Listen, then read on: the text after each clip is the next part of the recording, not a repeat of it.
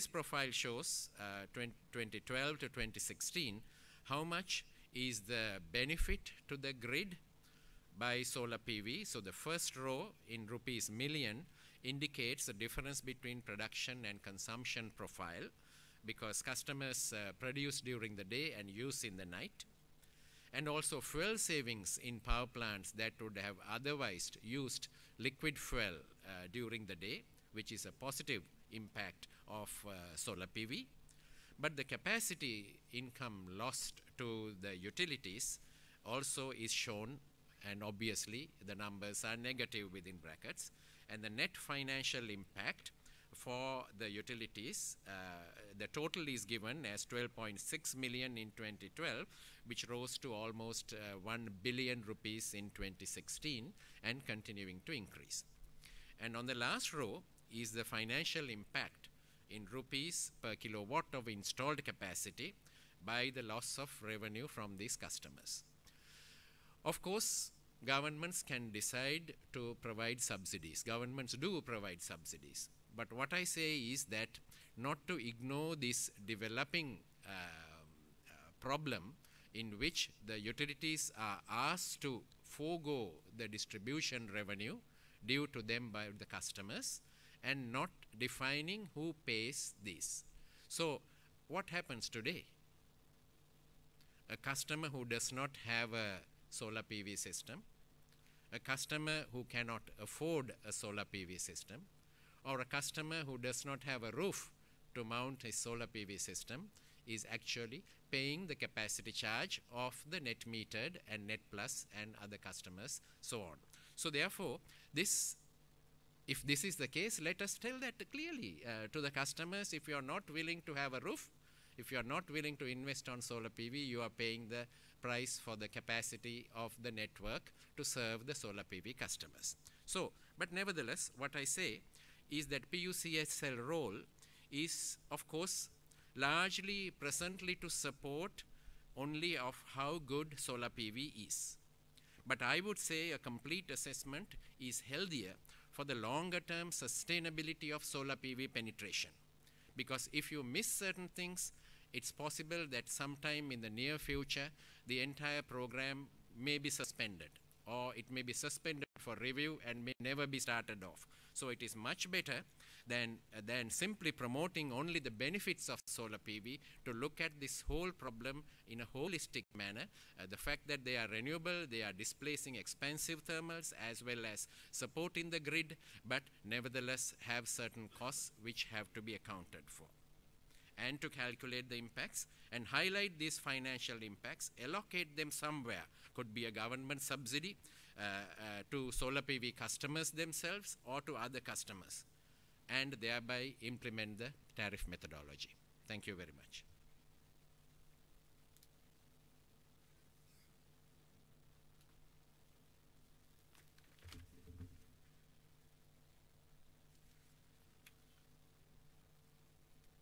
කරුණාරත්න සන්ස් පුද්ගලික සමාගම නියෝජනය කරමින් කනිෂ්ක පෙරා මහතා විසින් මීළඟ අදහස් දැක්වීම සිදු කරන ඇත්තේ. Mr. Kanishka Perra from Karunarathan Sons Private Limited will make his submissions now.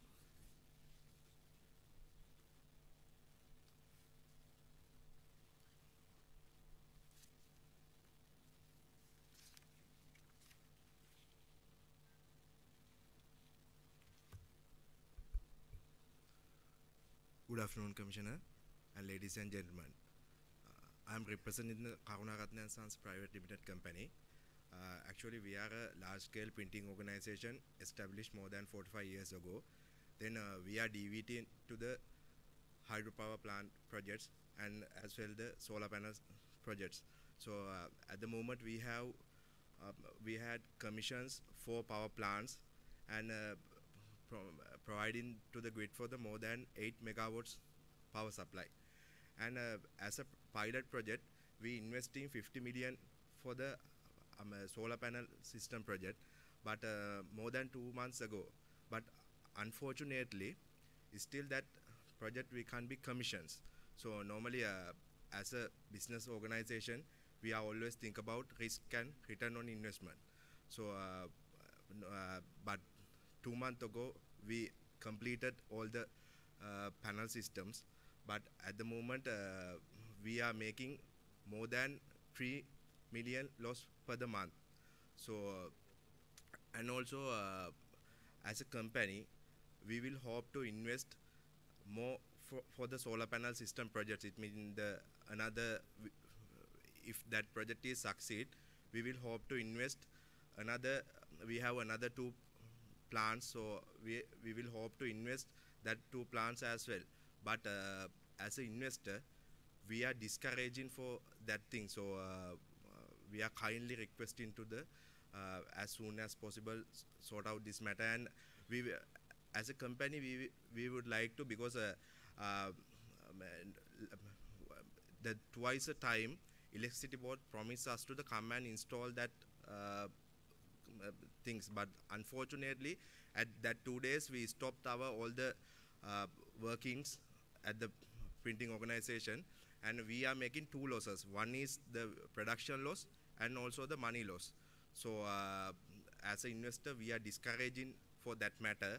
And if that pilot project is succeeded, we will hope to invest another 2 projects. So therefore, I'm kindly requesting to normally not only myself and other investors also like to, after completing that project within a 1 week or 2 week period, can be completed this commission to the grid.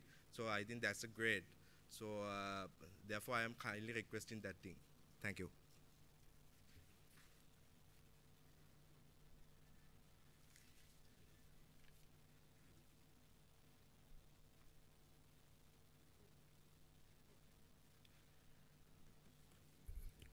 පුනර්ජනනීය බලශක්ති ප්‍රවර්ධකයන්ගේ සංගමයේ ලේකම් ආචාර්ය ප්‍රියන්ත විජේසූරිය මහතා මීළඟට සිය අදහස් දැක්වීම සිදු කරනවා ඇති.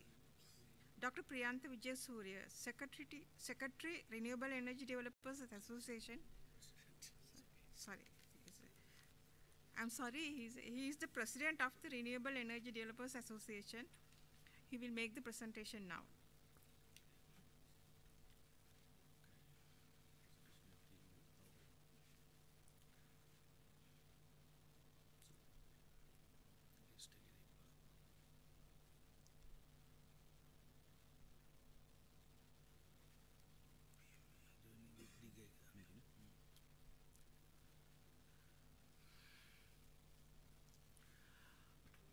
A good midday to all of you and Chairman.